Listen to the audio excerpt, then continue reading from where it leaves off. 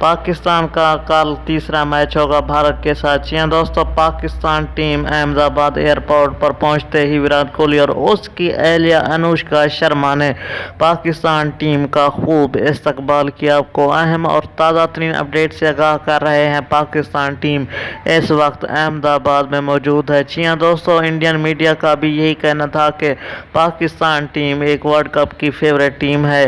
अब देखना ये होगा कि उसके हवाले से क्या कारकर्दगी दिखाती है अगले मैचेस में। जी हाँ दोस्तों, पाकिस्तान की शानदार कारकर्दगी की वजह से अब पाकिस्तान का तीसरा मैच इंडिया के साथ कल खेला जाएगा अहमदाबाद स्टेडियम में।